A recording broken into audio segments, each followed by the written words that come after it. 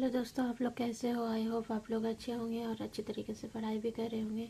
तो आज जो है कि हम लोग जो है कि क्वेश्चन नंबर 9 पढ़ेंगे। क्वेश्चन नंबर 9 है कि धर्मनिरपेक्षता का अर्थ स्पष्ट करते हुए धर्मनिरपेक्षता की प्रमुख विशेषताओं का उल्लेख कीजिए, अथवा धर्मनिरपेक्षता का अर्थ स्पष्ट कीजिए और भारत में धर्मनिरपेक्षता को अंगीकृत किए जाने के कारणों पर प्रकाश डालिए। देखो, ये बहुत इम्पोर्टेंट क्वेश्चन है। कानपुर में बार बार ये रिपीट हुआ है 2009 में, 13 में, 18 में। तो ये इस हिसाब से बहुत इम्पोर्टेंट क्वेश्चन है, बहुत ध्यान से पढ़िएगा, ठीक है। आंसर है कि जो है कि धर्म, मतलब इसका हेडिंग क्या देंगे, हेडिंग लाइन देंगे कि धर्मनिरपेक्षता का अर्थ एवं परिभाषा, meaning of definition of secularism, ठीक है। सेक्युलरिज्म का मतलब क्या होता है कि इस शब्द का प्रयोग सर्वप्रथम जॉर्ज जैकब हॉलीडेक ने के द्वारा 19वीं शताब्दी में किया गया। उसने लैटिन भाषा के शब्द सेकुलम यानी कि लैटिन भाषा, ये शब्द लैटिन भाषा से बना हुआ है। सेकुलम शब्द से इस शब्द को ग्रहण किया, जिसका अर्थ है वर्तमान स्थिति, जो अभी की स्थिति है वर्तमान में जो चल रही है, वही सेकुलम का मतलब यही होता है। ये लैटिन भाषा से लिया गया है। मतलब कि दिस प्रेजेंट स्टेज, ठीक है। वास्तव में हॉलीडेक ने इस शब्द का प्रयोग सामाजिक तथा नैतिक मूल्यों की प्रणाली के संदर्भ में किया था। उसकी इस मूल्य प्रणाली के आधार निम्नलिखित सिद्धांत थे। क्या था कि पहला है धर्मनिरपेक्षता एवं सामाजिक लक्ष्य। पहला है मनुष्य की भौतिक तथा सांस्कृतिक उन्नति को विशेष महत्व, यानी कि मनुष्य की जो भौतिक तथा सांस्कृतिक उन्नति है, यानी कि प्रोग्रेस है ना। तो समाज कहाँ से उन्नति करेगा? अपने सांस्कृतिक मूल्यों से उन्नति करता है और फिजिकल एक्टिविटी से जो काम करता है लोग अपने समाज में रहकर, उसको भौतिक कहा गया। और सांस्कृतिक उन्नति को विशेष इसमें महत्व दिया गया है। दूसरा है उसके द्वारा सत्य की खोज पर बल, जो सही चीज है, जो समाज में सही चीजें हैं, उस पर खोज करना और उस पर बल देना, ठीक है। वर्तमान युग या विश्व की उन्नति के से संबंध, जो वर्तमान युग अभी चल रहा है उसमें जो है कि उस युग या विश्व की उन्नति करना, कि हमारे जो हम जिस अभी युग में रह रहे हैं उस युग की उन्नति हम कैसे करें, उसका भी हमें अध्ययन करना, उससे भी संबंधित सारी बातें इसमें अध्ययन करने के लायक है।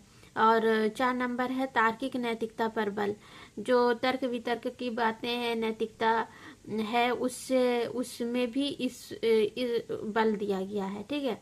तो हम जानते हैं कि भारत एक बहुधर्मावलंबी, बहुभाषा भाषी एवं बहुसंस्कृति वाला देश है।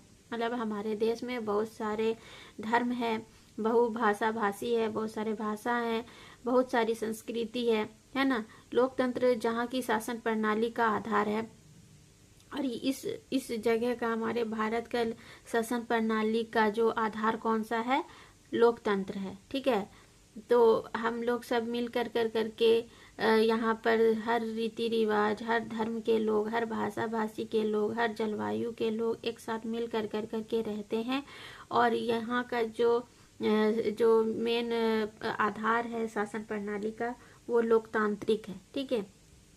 इस शासन में आवश्यकता है कि सभी नागरिकों के प्रति समान व्यवहार हो, चाहे वे किसी भी धर्म में आस्था क्यों न रखते हों, अर्थात सर्वधर्म समभाव लोकतंत्र का आदर्श होना चाहिए, है ना। सब धर्म को एक तरह का देखा जाना चाहिए। किसी भी एक धर्म के लिए ज़्यादा लोग काम कर रहे हैं और दूसरे धर्म को कोई भी महत्व नहीं दिया जा रहा है, तो इस तरह का काम नहीं होना चाहिए। क्योंकि हमारा देश जो है कि धर्म निरपेक्ष राज्य है और इसमें सभी धर्म को एक समान समझा जाता है, ठीक है। क्योंकि इसका अर्थ ही है, अगर हम इस अर्थ को समझे, सर्वधर्म समभाव, यानी कि सब धर्म का संभाव करेंगे हम, ठीक है, इज्जत करेंगे, मान मर्यादा सबका एक बराबर होगा।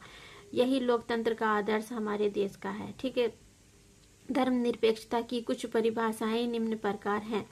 क्या है? कुछ लोगों ने धर्मनिरपेक्षता से रिलेटेड कुछ परिभाषाएं दी है, जो कि इस प्रकार है।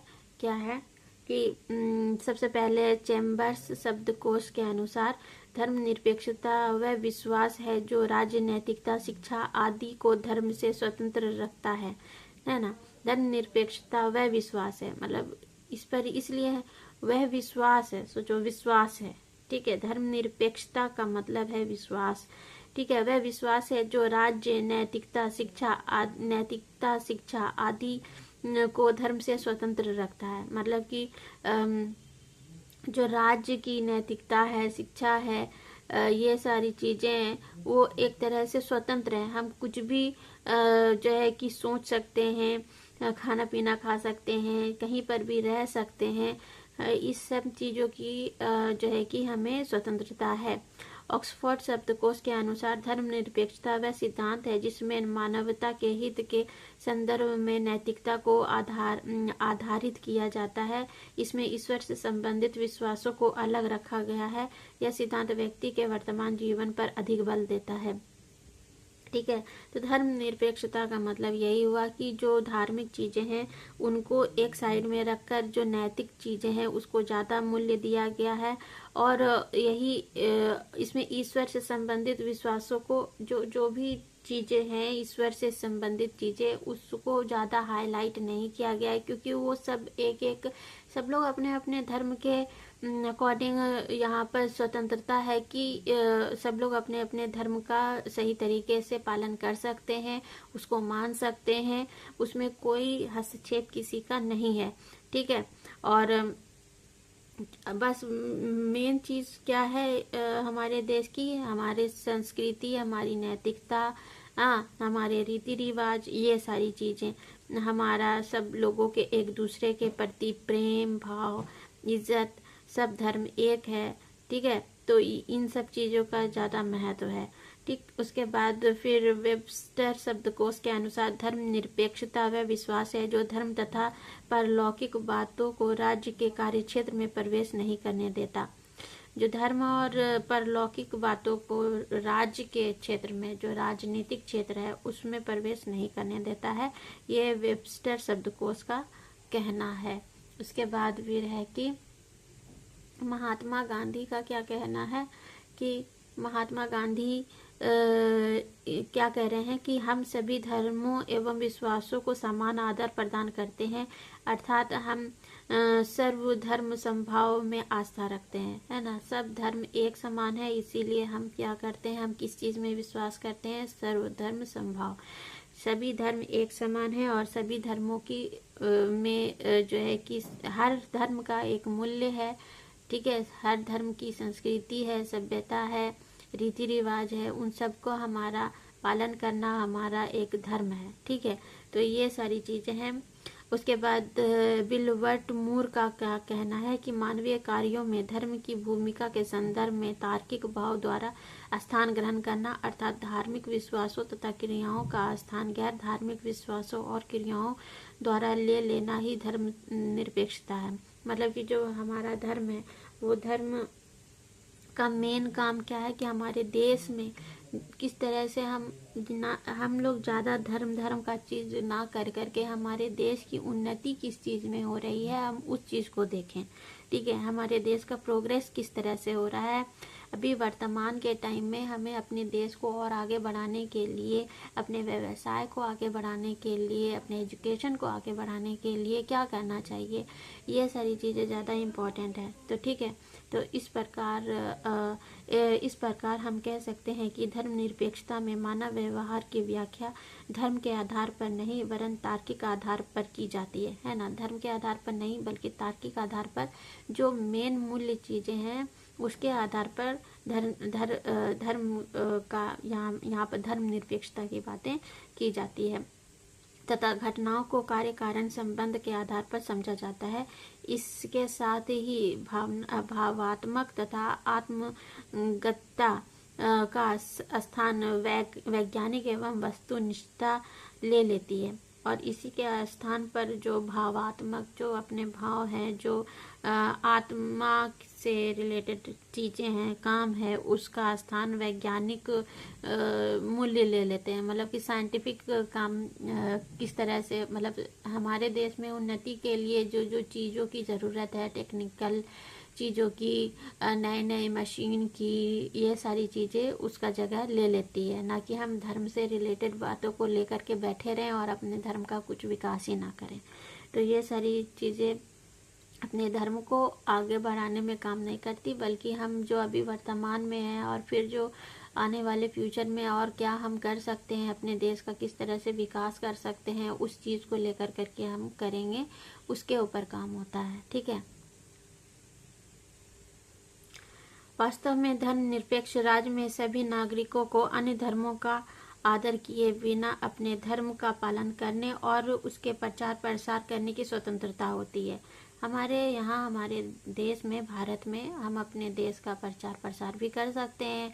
हमारे धर्म से रिलेटेड जो भी शिक्षा है वो हम दे सकते हैं। ठीक है। हम अपने संस्कृति, रीति रिवाज के अनुसार अपने त्यौहार मना सकते हैं। मतलब इन सब की स्वतंत्रता हमारे देश में है, और उसके प्रचार प्रसार की स्वतंत्रता भी है। ठीक है। ऐसे राज्य में प्रत्येक नागरिक को आगे बढ़ने एवं विकास करने के समान अवसर और ठीक है। तो ऐसे राज्य में प्रत्येक नागरिक को आगे बढ़ने एवं विकास करने के समान अवसर और अधिकार प्राप्त होते हैं, तथा धर्म किसी के विकास में बाधा उत्पन्न नहीं करती। मतलब सब लोग अपने अपने धर्म के अनुसार आगे बढ़ सकते हैं, नागरिकता का पालन कर सकते हैं, और इससे कोई मतलब बाधा उत्पन्न नहीं होती है। ठीक है। धर्मनिरपेक्ष राज्य के लक्ष्य निम्न है। क्या लक्ष्य है? तो पहला है, राज्य का अपना कोई धर्म नहीं होता। राज्य का कोई भी धर्म नहीं होता है, वो सभी धर्म के साथ मिलकर करके एक राज्य बनाता है, क्योंकि हमारा राज्य भी धर्मनिरपेक्ष राज्य है। ठीक है। दूसरा है, धर्म के आधार पर राज्य किसी व्यक्ति के साथ भेदभाव नहीं करेगा। कोई भी व्यक्ति धर्म के आधार पर भेदभाव नहीं करेगा। कि होता है ना कि जो है कि धर्म के आधार पर लोग भेदभाव करते हैं और उसके अकॉर्डिंग काम करते हैं। तो ये चीज़ हमारे इसमें संविधान में दिया हुआ है कि धर्म के आधार पर कि कोई भी राज्य किसी व्यक्ति के साथ भेदभाव नहीं करेगा। ठीक है। तीसरा है कि सभी नागरिक बिना किसी धर्म भेदभाव के सरकारी सेवा में प्रवेश करेंगे। मतलब कि जो इसमें ये भी है कि जो भी नागरिक हैं वो धर्म के भेदभाव, मतलब कि ऐसा नहीं है कि जो मतलब किसी धर्म विशेष को नौकरी ज़्यादा दिया जाए, ठीक है, सरकारी नौकरी, और किसी को नहीं है। वैसा धर्म के आधार पर नौकरी वोकरी नहीं दिया जाता है, टैलेंट के आधार पर देना होता है। ठीक है। इसीलिए सभी नागरिक बिना किसी धर्म भेदभाव के सरकारी सेवा में प्रवेश कर सकते हैं। ठीक है। उसके बाद राज्य किसी विशेष धर्म के अनुयायियों को प्राथमिकता नहीं देगी। किसी भी विशेष धर्म के लोग को जो है कि प्राथमिकता नहीं देगी। ठीक है। ठीक है। उसके बाद फिर है, धार्मिक शिक्षा देना परिवार और धार्मिक संस्थाओं का काम होगा। जो धार्मिक शिक्षा है वो परिवार के लोग देंगे, धार्मिक संस्थाएं देंगी। ठीक है। उसमें राज्य का जो स्कूल में धार्मिक शिक्षा नहीं देने का काम है। ठीक है। उसके बाद फिर नैतिक शिक्षा सभी शैक्षिक कार्यक्रमों का अभिन्न अंग होगी। जो नैतिक शिक्षा देने का काम स्कूल कॉलेज करेगा, धार्मिक शिक्षा नहीं। ठीक है। उसके बाद फिर है, धार्मिक शिक्षा की विशेषताएं। धार्मिक शिक्षा की विशेषताएं क्या है? तो कैरेक्टरिस्टिक ऑफ सेक्युलरिज्म। ठीक है। धर्म का पहला क्या है? धर्म का प्रभाव न्यूनतम, डिक्लाइन ऑफ रिलीजन। धर्म निरपेक्षता के कारण धर्म का प्रभाव कम होता है, तथा मानवीय व्यवहार एवं सामाजिक घटनाओं की व्याख्या करने में धर्म के हस्तक्षेप को स्वीकार नहीं किया जाता है। मतलब कि जो भी धर्मनिरपेक्ष राज्य जो होता है उसका उस धर्मनिरपेक्षता के कारण धर्म का प्रभाव कम होता है। जब जहाँ हमारे देश में धर्मनिरपेक्ष राज्य है और उसके कारण जो है कि धर्म का जो किसी भी मामले में, चाहे वो पढ़ाई हो, चाहे वो जॉब पाना हो, सरकारी या कोई भी काम हो, व्यवसाय हो, उसमें धर्म आगे नहीं आता है। ठीक है। तथा मानवीय व्यवहार एवं सामाजिक घटनाओं की व्याख्या करने में धर्म के हस्तक्षेप को स्वीकार नहीं किया जाता है। कोई भी काम को करने में जो है कि धार्मिक हस्तक्षेप नहीं होता है, इसको स्वीकार नहीं किया जाएगा। व्यक्ति की सामाजिकता प्रतिष्ठा का निर्धारण भी धर्म के आधार पर नहीं होता। व्यक्ति की जो सामाजिक स्थिति है, जो प्रतिष्ठा है, सम्मान है, वो उसके काम से होता है, उसके धर्म से नहीं। जो अच्छे काम करेंगे वही उस काम को, उसका आगे का काम अच्छा रहेगा। तभी जैसे कि कोई नेता है, अगर अच्छा काम करता है, ठीक है, जो भी नागरिकों को किसी भी चीज़ में कोई भी दिक्कत आ रही है, उससे रिलेटेड काम करेगा, तभी तो वो फिर से नेता बनेगा उस जगह का। और अगर नहीं अच्छे काम करेगा, सिर्फ धर्म से रिलेटेड काम करता रहेगा, धार्मिक चीज़ें करेगा, धार्मिक बातें करेगा, धर्म से रिलेटेड कोई भी शिक्षा के लिए काम करेगा, तो इस ऐसे चीज़ों को बढ़ावा नहीं देना है। ठीक है। उसके बाद फिर है व्यक्ति की सामाजिक, ये तो हो गया, वरन उस व्यक्ति को अधिक पिछड़ा हुआ माना जाता है जो धार्मिक कर्मकांडों में विश्वास करता है। बहुत पिछड़ा हुआ लोग होता है, उसका सोच, उसका जो काम होता है वो बहुत पिछड़ा हुआ होता है, उसको उसके ऊपर जो है कि विश्वास नहीं किया जाता, क्योंकि वो काम के आड़ पर धर्म को लेकर के चलता है। काम कोई कुछ नहीं करेगा, सिर्फ धार्मिक बातों को लेकर करके इंसान को, लोगों को, क्योंकि लोग जो है कि अपने धर्म के लेकर के बहुत सेंसिटिव होते हैं, कोई भी धर्म हो, और उस चीज़ को लोग अगर पकड़ ले कि भाई धर्म के लेकर के अगर हम बातचीत करेंगे, धार्मिक चीज़ों को आगे बढ़ाएंगे, तो लोग ज़्यादा अच्छा सोचेंगे और कोई काम नहीं करेंगे, ना ही जॉब से रिलेटेड, ना ही शिक्षा से रिलेटेड, ना ही स्वास्थ्य से रिलेटेड, ना ही कोई भी और ऐसी चीज़ें जो आगे बढ़ने, जो हमारे देश को आगे बढ़ाए, उसका काम नहीं कर करके ये सारी चीज़ें करेंगे, तो इस चीज़ में कोई विश्वास नहीं करेगा। बुद्धिवाद का महत्व। बुद्धिवाद का महत्व क्या है कि इम्पोर्टेंस ऑफ रेशनैलिटी। ठीक है। धर्मनिरपेक्षता के अंतर्गत प्रत्येक मानवीय व्यवहार एवं समस्या पर तर्क के आधार पर विचार किया जाता है, धार्मिक आधार पर नहीं। प्रत्येक सांसारिक घटना की व्याख्या तर्क तथा कार्य कारण संबंधों के आधार पर की जाती है, अर्थात वर्तमान वैज्ञानिक विज्ञान के आधार पर समस्याओं का समाधान नहीं किया जाता, मतलब समाधान किया जाता है, मतलब वैज्ञानिक आधार पर समस्याओं का समाधान किया। अगर हमारे देश में किसी भी तरह की कोई समस्या आ रही है, ठीक है, एजुकेशन से रिलेटेड, स्वास्थ्य से रिलेटेड, या किसी भी अपने देश को आगे बढ़ाने के लिए जो भी टेक्नोलॉजी चीज़ की ज़रूरत होती है उससे रिलेटेड, तो हम उसको वैज्ञानिक ढंग से उसकी क्षतिपूर्ति करेंगे। ठीक है। ना कि धार्मिक चीज़ों से। ठीक है। उनके पीछे धार्मिक एवं अलौकिक कारणों को स्वीकार नहीं किया जाएगा। ठीक है। उसके बाद फिर विभेदीकरण की प्रक्रिया, प्रोसेस ऑफ डिफरेंशिएशन। ठीक है। धर्मनिरपेक्षता में विभेदीकरण की प्रक्रिया पर बल दिया जाता है, अर्थात धार्मिक, आर्थिक, सामाजिक, राजनीतिक व नैतिक पक्ष एक दूसरे से पृथक पृथक होते हैं। जीवन से संबंधित विभिन्न पक्षों की व्याख्या धर्म के आधार पर नहीं की जाती है। जो भी काम है उसको जो है कि हम धर्म के आधार पर नहीं करेंगे, हम करेंगे धर्मनिरपेक्षता में विभेदीकरण की प्रक्रिया पर बल दिया जाता है। विभेदीकरण मतलब अर्थात धार्मिक, आर्थिक, सामाजिक, राजनीतिक व नैतिक पक्ष एक दूसरे से पृथक पृथक होते हैं। हमारा धार्मिक जो जीवन है वो हमारे घर तक ही सीमित हो तो ज़्यादा अच्छा है। ठीक है। आर्थिक स्थिति हमारी अच्छी हो, इसके लिए हमारा राष्ट्र काम करे। सामाजिक और राजनीतिक, नैतिक, इन सब चीज़ों को अलग अलग रखा गया है, इसमें कोई एक दूसरे के साथ मिक्स नहीं करेगा, क्योंकि धार्मिक चीज़ें हमारे देश में ज़्यादा अगर इस चीज़ की बढ़ोतरी होती है, इसी चीज़ को लेकर करके हर जगह काम होता रहता है, तो ये चीज़ इंसान को आगे बढ़ने नहीं देगी। हमारा धर्म हमारी आर्थिक स्थिति को सही नहीं करेगा, सामाजिक स्थिति नहीं करेगा, राजनीतिक और नैतिक स्थिति हमारे अंदर जो भी आएगी वो सारे चीज़ अलग अलग हैं, अपने अपने जगह पर सब चीज़ों का इम्पोर्टेंस है और सब लोग अपने अपने ये सारी चीज़ों को विकसित करें, ठीक है, ताकि हमारा देश आगे बढ़े। लेकिन उस चीज़ को सिर्फ एक पॉइंट से लेकर करके नहीं चला जाता है, क्योंकि हमको आगे अपने देश का भी तो विकास करना है, खुद का विकास करना है, अपने शिक्षा के क्षेत्र पे विकास करना है। तो इन सब चीज़ों को हम अलग अलग रखेंगे तभी अच्छा रहेगा, ठीक है। ये हो गया। उसके बाद फिर वैज्ञानिक दृष्टिकोण, साइंटिफिक एटीट्यूड। तो धर्मनिरपेक्षता की अवधारणा वैज्ञानिक है, जिसमें किसी घटना की व्याख्या कार्य कारण के आधार पर वैज्ञानिक नियमों और सिद्धांतों के आधार पर की जाती है, भावुकता और धार्मिक आधार पर नहीं। फ्रायर के अनुसार जैसे जैसे मनुष्य पर विज्ञान का प्रभाव बढ़ता जाता है, धर्म का प्रभाव कम होता जाता है।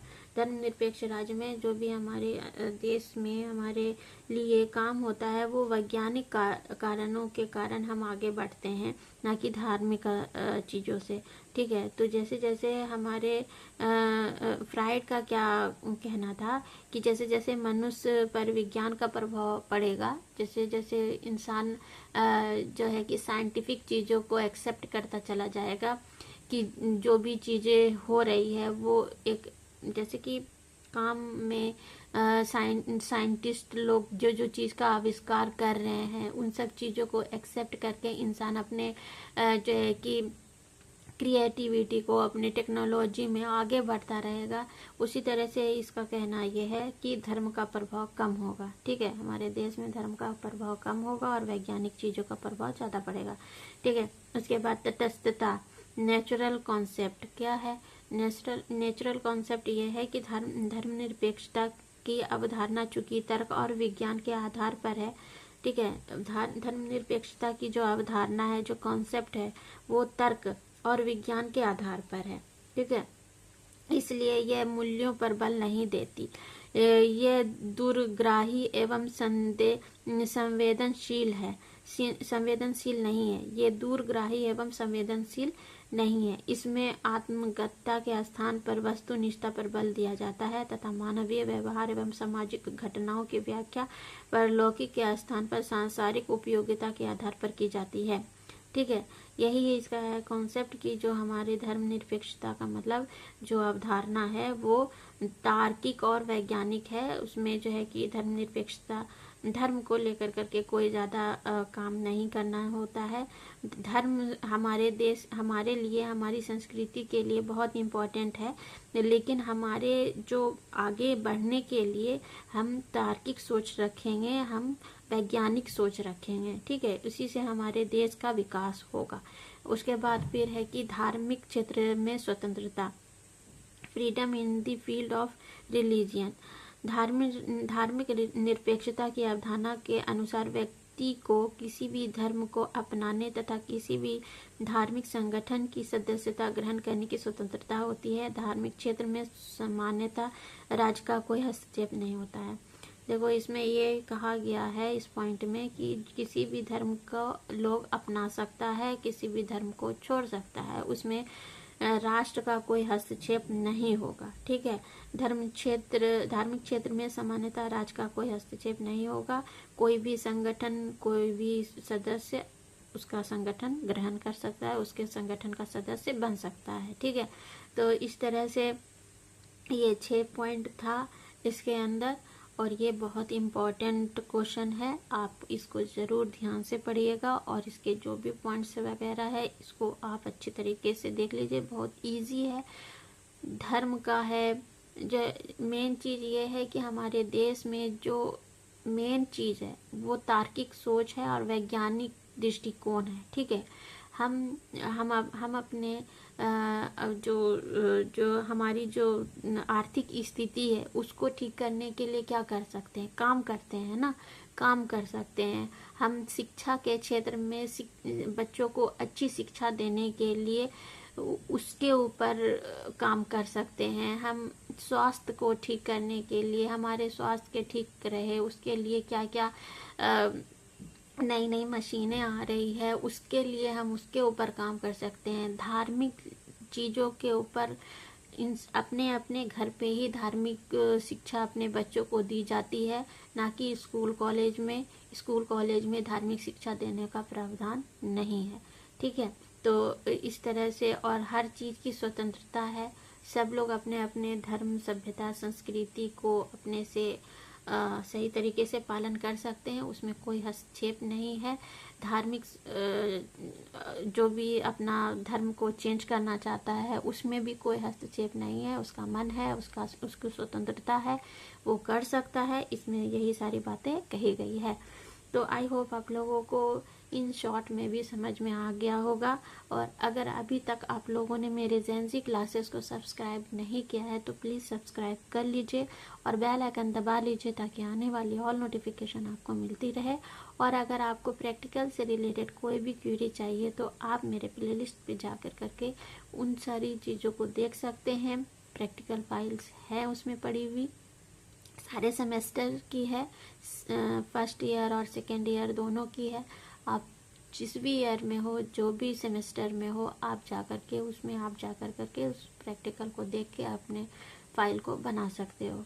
और क्वेश्चन आंसर से रिलेटेड भी सारी क्वेरीज इसमें प्लेलिस्ट पे पड़ी हुई है, आप उनसे भी जा कर के question, long question, short questions और MCQ सारे पड़े हुए हैं, आप उसमें भी जा कर करके देख सकते हो, ठीक है। तो आज के लिए इतना ही, कल फिर से एक नए क्वेश्चन के साथ मुलाकात होगी। Take care, bye bye. अपना और अपने फैमिली का बहुत बहुत ख्याल रखिएगा।